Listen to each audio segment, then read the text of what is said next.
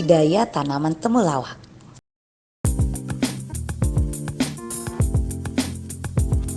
Temulawak atau dalam bahasa latinnya Curcuma santorigerox adalah tanaman asli dari Indonesia loh, termasuk dalam family Zingiberaceae dan juga termasuk dalam temu-temuan yang banyak digunakan dalam produk jamu. Mengandung bahan aktif berkhasiat yaitu santorijol dan kurkumin. Manfaat rimpang temulawak tentu Anda sudah tahu bukan? Ya, manfaat rimpang temulawak antara lain adalah menambah nafsu makan, memperbaiki fungsi pencernaan dan fungsi hati, mengurangi nyeri sendi dan tulang, menurunkan lemak darah, menghambat penggumpalan darah dan sebagai antioksidan. Syarat tumbuh tanaman temulawak. Tidak semua iklim bisa mendukung tanaman ini tumbuh loh. Iklim yang mendukung yaitu tipe iklim A, B, dan C menurut klasifikasi Smith dan Ferguson.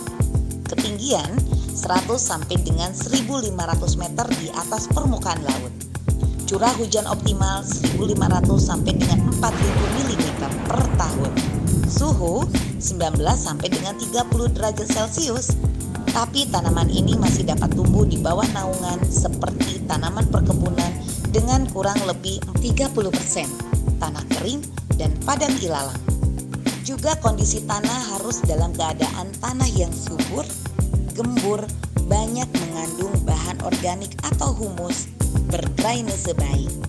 Tekstur tanah lempung sampai lempung liat berpasir. Kemiringan lahan maksimum 30%, diikuti konservasi. pH tanah 5,5 sampai 6,5. Teknologi budidaya. Apa saja sih yang harus dipersiapkan saat penanaman? Antara lain, benih yang berkualitas yang harus mempunyai ciri-ciri. Varietas unggul yang sudah teruji kualitas dan produksinya baik. Balitro telah melepas 3 varietas temulawak, yaitu Cursina 1, Cursina 2, dan Cursina 3. Harus merupakan spesies atau varietas murni yang tidak tercampur. Berasal dari tanaman induk sehat yang berumur 10 sampai 12 bulan. Serta yang tidak kalah penting, yaitu tidak ada gejala penyakit.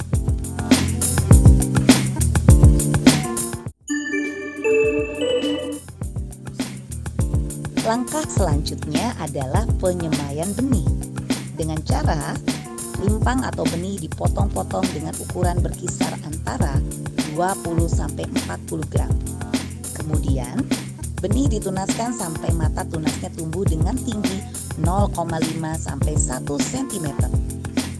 Untuk tempat pesemaian dialasi 3 sampai 5 lapisan jerami atau disimpan di rak-rak di tempat dengan ventilasi udara yang baik. Dan kemudian siapkan air, lalu percikan pada benih untuk menjaga kelembaban.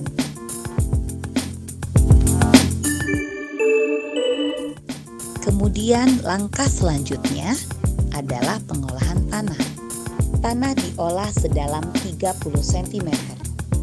Digemburkan, lalu dibersihkan dari gulma maupun ranting-ranting. Lalu kemudian dibuat bedengan dan saluran drainase agar tidak tergenang waktu hujan. Saat penanaman. Untuk saat penanaman sebaiknya dilakukan pada awal musim hujan dengan jarak tanam monokultur adalah 50 cm kali 50 cm. 50 cm kali 60 cm atau 60 cm kali 60 cm dan polikultur 75 cm kali 50 cm. Dan jangan lupa posisi tunas harus ke atas ya, jangan kebalik. Kemudian lakukan pemupukan dengan komposisi pupuk dasar yakni pupuk kandang sebanyak 10-20 ton per hektar yang diberikan 1-2 minggu sebelum tanam. Setelah tanah diolah, Kemudian, urea sebanyak 200 kg per hektar diberikan 3 kali pada umur 1, 2, dan 3 bulan setelah tanam dengan masing-masing sepertiga bagian. Lalu SP36 sebanyak 100-200 kg per hektar diberikan pada saat tanam. Dan yang terakhir adalah KCL sebanyak 100-200 kg per hektar yang diberikan pada saat tanam. Cara pemupukannya yakni pupuk diberikan secara larikan atau tugal dengan 5-10 cm dari lubang tanam. Kebutuhan pupuk dengan dosis di atas tidak mutlak harus diberikan, tergantung dari kesuburan tanahnya. Selain itu, pupuk anorganik atau pupuk kimia dapat disubstitusi dengan pupuk organik seperti mikoriza, bakteri endofit, dan lain sebagainya. Pemeliharaan tanaman antara lain penyiangan dilakukan setiap bulan, tergantung populasi gulma sampai tanaman berumur 4-5 bulan saat rimpang mulai terbentuk. Penyiangan harus dilakukan secara hati-hati agar tidak merusak rimpang. Penyulaman dilakukan pada umur 1-1,5 bulan. Pembumbunan yakni saat terbentuk rumpun dengan 4-5 anakan.